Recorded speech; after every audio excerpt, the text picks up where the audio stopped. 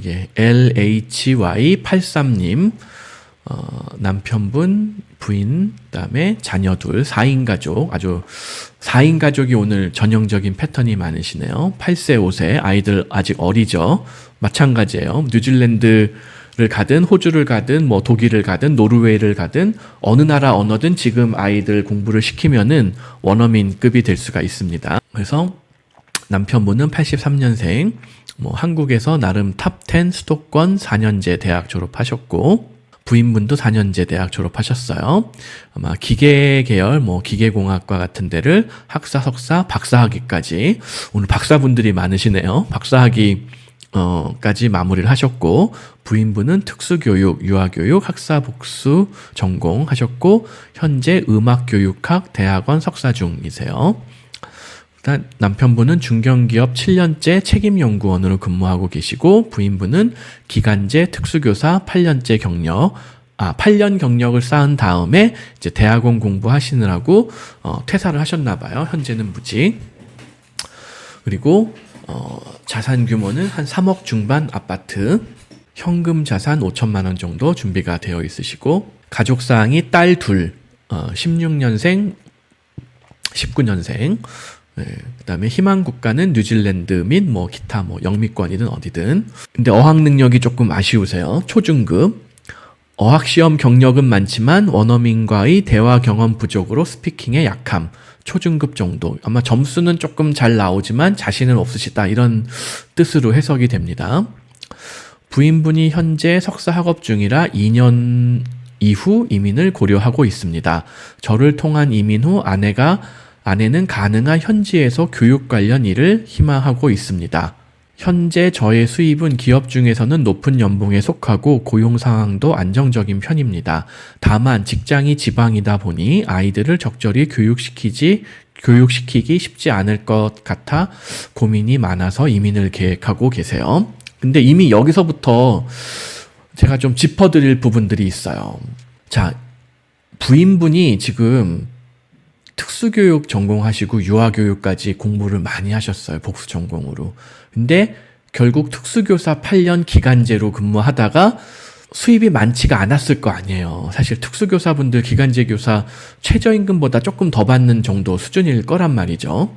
근데 음악교육학을 석사를 2년을 더 하면은 소득이 얼마나 향상이 될 것인가를 냉정하게 한번 따져봐야 돼요. 이거 지금 방금 석사를 이제 시작하신 분인 것 같은데, 부인분이 뭐 요번 연도에 석사를 진행하신 것 같은데, 이 노력을 만약에 다른 쪽으로 투입을 했을 때 더 좋은 소득이라든가 내가 더 좋은 어떤 자기 개발 할 수 있는 기회들이 있을지도 모르거든요. 제가 뭐 예체능, 음악교육, 무슨 뭐 이런 문성한 전공들을 뭐 완전 무시하는 건 아닌데, 이거 대학원 석사 학비를 얼마 내시는지 모르겠는데 이거 백날 공부해봐야 본전도 못 뽑을 가능성이 굉장히 농후해요. 그래서 과연 이거 공부를 계속 하실 것인지 고민을 해봐야 됩니다. 그리고 이제 다행히 이제 남편분이 그래도 중견기업에서 7년 책임연구원 근무하시면서 뭐 이 정도 자금 모았으면은 진짜 연봉이 좋으시고 성공한 사례기는 해요. 그런데 문제는 뉴질랜드 이민법이 최근에 유리하게 바뀐 게 맞아요. 유리하게 바뀐 게 맞는데, 자, 기계공학 박사학위에 열 유체 해석 엔지니어, 굉장히 해골이 복잡한 그런 공부를 하셨단 말이에요. 그 다음에 열 유체 해석 엔지니어라면은 결국 제조업 기반의 고용주를 찾아야 되잖아요. 제가 정확하긴 모르지만 제조업 기반의 어떤 고용주, 아니면은 국책 연구기관의 무슨 연구원 정도는 돼야 될 거 아니에요. 뉴질랜드 이민법이 유리해지기는 했어요. 제가 이거 얼마 전에도 올렸어요. 이 글을 한번 참고해 보세요. 이거는 굉장히 그 뉴질랜드의 새로 바뀐 법이 뭐 기술 이민하고 취업 이민을 짬뽕 해놓은 어떤 이민의 막 이제 뭐 6점만 넘으면은 영주권 주겠다. 막 굉장히 간단하게 되어 있어. 막 55세까지도 주겠다. 막 이렇게 되어 있고, 뭐 신체 검사, 신원조회 뭐 이런 거고, 뭐 영어 뭐 B2 이상만 받으면 되니까 이게 한 6.0 이상 레벨이거든요. 그러니까 IELTS 대략 한 6.0, 6.5. 물론 이왕이면은 7.0 이상이 돼야지 실질적으로 취업을 해가지고 업무 수행이 가능한데, 엔지니어급이라면은 뭐 이 정도 맞출 수가 있단 말이에요. 그런데 문제는 아주 결정적인 장애물이 이거예요. 엔지니어니까 레벨 1, 2, 3 정도에 해당이 되는 거거든요. 연봉이 최소한 시간당 30 뉴질랜드 달러 이상. 이게 뭐 엄청난 고연봉은 아닌데 그래도 꽤 연봉을 이게 거꾸로인가? 직업 레벨 1, 2, 3가 높은 건지 낮은 건지 제가 잘 모르겠어요. 지금 뉴질랜드 이거 이민법이 몇 번 바뀌어가지고 일반적으로 ANZ 스코어 레벨 1, 2, 3가 매니저급 학사 이상의 전문직급을 의미해요. 1, 2, 3가. 4, 5가 트레이드 레벨이라고 그래가지고 기능직 레벨이거든요. 근데 오히려 기능직은 연봉이 더 높아야 되고 엔지니어는 좀 연봉이 낮아도 되도록 어떻게 보면 오픈해준 거죠. 문제는 공인된 고용주로부터 고용계약서를 받아야 돼요. 이게 어려운 거예요.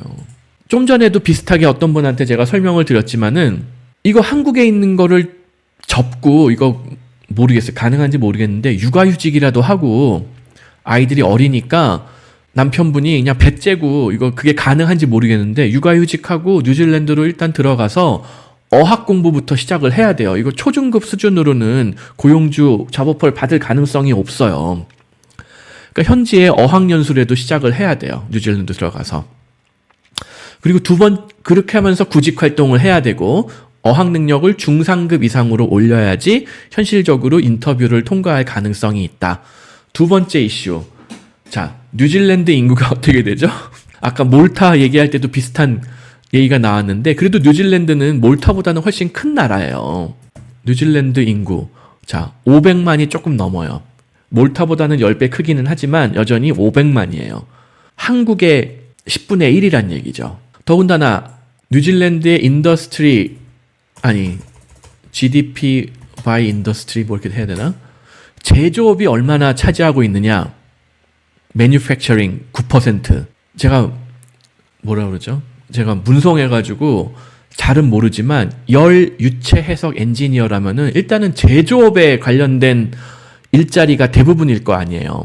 드물게 국책연구소 있을 것이고 인구 500만의 나라인데 하필이면 또 그 나라가 제조업이 없는 나라예요. 별로. 이거 제조업이라고 해봐야 무슨 뭐 우육각 생산하고 무슨 뭐 분유통 만드는 이런 것들이거든요. 네, 뉴질랜드의 제조업이라는 게 사실은 별게 없거든요. 인구 500만에 저기 태평양 물류도 복잡한 물류 이 서플라이 체인이 도저히 접근하기 힘든 남태평양 저쪽 구석에 있는 뉴질랜드라는 조그만 섬에 제조업이 발달할 리가 없단 말이에요. 그러니까 아무리 뉴질랜드 이민법이 수월해지고 어쩌고 자시고 해도 이 조건으로 뉴질랜드 이민을 시도하는 것 자체가 별로 좋은 방향성이 좋지는 않아요. 안타깝지만. 두 가지를 아까 지적을 해드렸죠. 첫째, 부인분이 어차피 지금 해외 이민을 목표로 하고 있는데 음악교육학을 공부해가지고 도대체 우리 가정의 생계에 얼마나 도움이 될 것인가. 물론 이제 부인분의 어떤 지적인 호기심, 그냥 나는 그래도 내가 뭐 공부하고 뭐 책도 많이 읽고 음악에 대해서, 음악도 맨날 들어야 될 거 아니에요. 음악 교육학을 공부하면은. 그럼 맨날 나는 모차르트하고 그냥 베토벤하고 쇼팽만 들어도 세상 행복하다. 뭐 이런 사람들도 있어요. 그것도 인생의 중요한 행복이기는 한데, 자, 지금 40세가 넘었어요. 이제 가장분의 나이가 만 40세가 넘었어요. 슬슬 자산을 형성하고 아이들 교육에 돈을 많이 써야 되든가, 뭐 돈을 쓰든 노력을 많이 쓰든 시간을 많이 쓰든 해야 되고, 노후도 준비해야 돼요. 기계공학 박사의 중견 기업에 책임연구원 7년 근무했지만 현재 자산은 3억 중반에 만 40세에 현금 자산 5천. 물론 이게 대한민국 평균이에요. 이게 대한민국 평균이니까 평균보다 살짝 넘을 거예요. 아마도 오히려. 그러니까 대한민국의 중간값보다 조금 넘을 거예요. 평균보다는 낮을 수도 있어요. 어쩌면은. 이거를 획기적으로 바꾸지 않으면은 사실은 남편분의 이 정도의 학력과 전공과 경력이면은 이거를 선진국에서 이렇게 쌓았잖아요. 미국이나 독일에서. 이거보다 지금 자산 최소 2배, 3배 이상 모았어야 된다는 거예요. 박사까지 하고 이거 어디 뭐 웬만한 지금 빅테크가 있어야 될지도 모른다는 거예요. 사실 이제 기계 계열이니까 빅테크가 아닐 수도 있고 뭐 열역학, 유체 해석 뭐 예를 들어서 스페이스 X 테슬라의 머스크가 세운 테슬라 계열의 스페이스 X 정도에 취업해가지고 연봉 20만 불 이상 받고 있어야 된다는 얘기예요. 근데 아쉽게도 한국에서 하기 때문에 그 정도는 달성을 못한 거죠. 근데 뉴질랜드도 마찬가지로 기계공학 박사가 큰 빛을 볼 수 있는 그런 사회적, 경제적 환경이 아니다. 그러면 제조업이 발달한 나라가 어디예요? 한국, 일본, 중국, 독일, 미국. 결국 이 5나라 중에 하나에서 승부를 봐야 돼요. 근데 한국에서 중견기업 책임연구원 7년 해가지고 이 정도 자금을 모은 것 절대 굉장히 잘하신 건데 이제 워낙 공부를 오래 하다 보니까 취업을 좀 늦게 하셨을 거예요. 어쩔 수 없기는 한데 이걸로 만족할 수가 없잖아요. 지금 딸 둘을 키우니까. 그러면 결국 제조업이 더 발달한 나라, 미국, 독일 둘 중에 하나로 도전하는 게 더 맞다라는 거예요. 그리고 부인분도 가정의 어떤 경제적 지위 향상을 위해서는 저는 이거 왜 여성들은 특수교육, 유아교육, 음악교육 이런 것만 백날 공부해야 되죠? 애들도 없는데 지금 출산율이 0.6을 깨느냐 마느냐 지금 이러고 있잖아요. 0.6대로 진입을 하느냐 마느냐 올해 출산율이. 누굴 교육시킬 거예요 도대체? 저도 인문대학 출신이다 보니까는 아무 쓸모없는 공부 많이 해봤는데 물론 공부도 안 했지만 저는 이런 교육학 공부가 나쁘다라는 건 아닌데 어차피 남편분이 해외에 진출해가지고 이민 해외 취업을 노리는 상황이라면은 부인분도 그거에 맞춰서 좀 계획을 변경하실 필요가 있어요. 이거 기간제 특수교사 8년 하셨으면은 그동안에 온갖 더러운 꼴 다 보셨을 거 아니에요. 근데 왜 이거를 벗어나지 못하세요? 부인분 다른 방향으로 하라고 이거 2년 더 한국에서 허비해봐야 우리 가정의 경제적, 사회적 지위 향상에 거의 도움이 안 될 것이다. 그리고 사실은 이 가정의 상황은 남편분의 운명에 남편분이 어떤 총대를 메고 리스크를 감수하면서 어학 능력을 향상시킬 수 있느냐. 그래서 그 어학 능력을 바탕으로 해외에서 양질의 취업에 성공할 수 있느냐 없느냐에 따라서 이 가정의 자녀들의 운명, 미래, 교육, 커리어, 그다음에 두 분의 노후까지도 결정이 될 가능성이 크다. 그래서 저는 일단은 뉴질랜드보다는 미국, 독일 쪽으로 뭔가 도전을 해보는 게 맞다.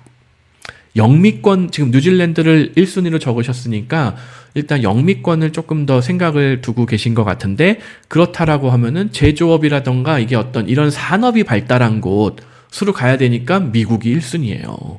이거 호주, 캐나다도 웬만해서 이런 열역학, 유체 해석, 엔지니어 수요가 그렇게 많지가 않을 것 같아요. 제 생각에는.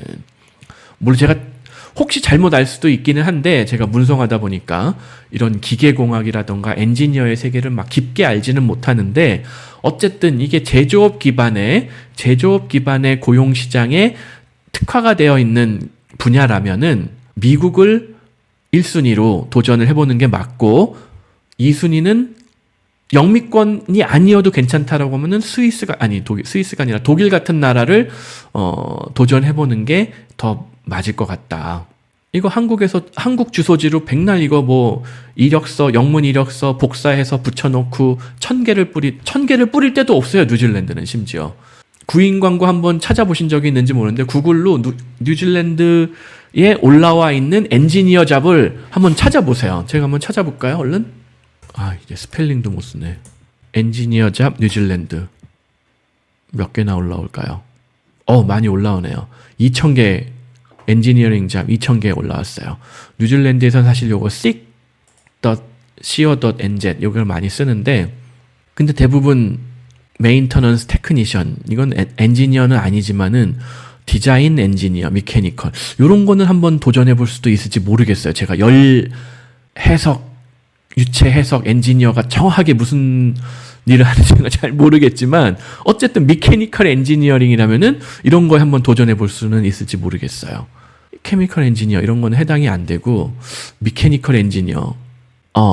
김지윤 님이 뉴질랜드도 로켓 만들기는 한다. 근데 시민권자 아니면은 좀 힘들지 않을까 싶네요. 그렇죠. 로켓 같은 거는 뭐 시큐리티 클리어런스 같은 게 더 뭐 필요할 수도 있으니까. 뉴질랜드에서 미케니컬 엔지니어, 네, 780개 나오네요. 많이 나오네요. 이 정도면.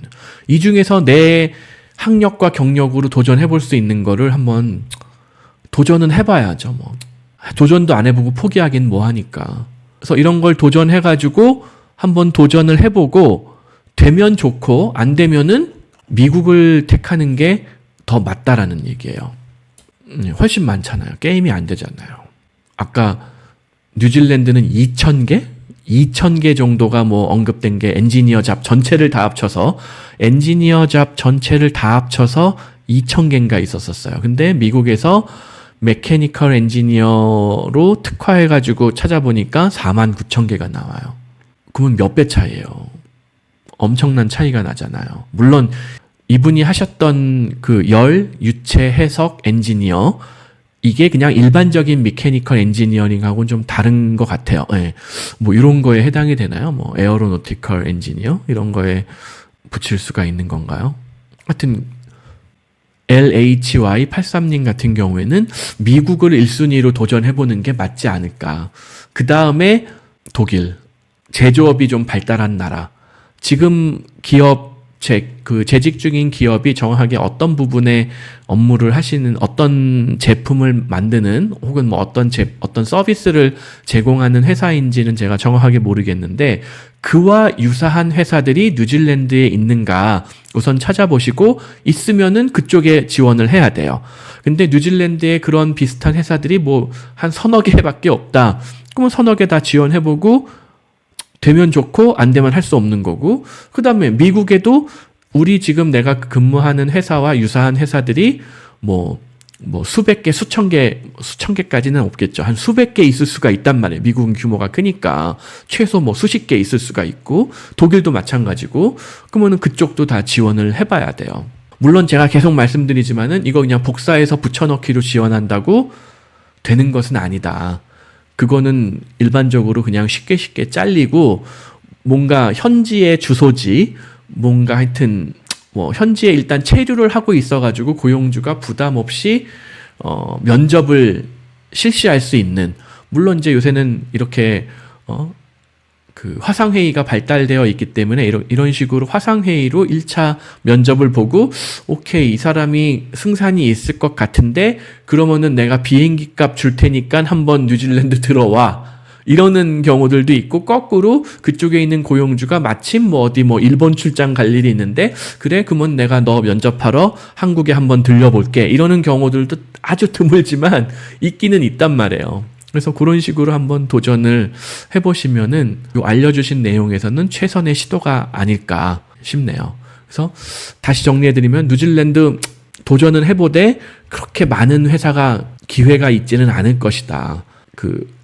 경제의 규모라던가 제조업의 어떤 발달이라던가 이런 걸 고려했을 때 오히려 지금 알려주신 내용으로 봤을 때는 미국, 독일을 1, 2순위로 먼저 검토해 보시는 게 좋을 것 같다. 그리고 부인분 같은 경우에는 되게 죄송한 말씀이지만 남편분이 어차피 해외 취업을 목표로 하고 있다라면은, 설사 해외 취업을 목표로 하고 있지 않더라도 부인분이 지금 음악교육학을 공부를 더해서 가정 경제에 큰 도움을 줄 수 있을 것 같지는 않다. 조금 더 실용적인 다른 직업적인 학문, 기술, 지식 이쪽으로 돌려보시는 거를 저는 적극 권해드리고 싶어요.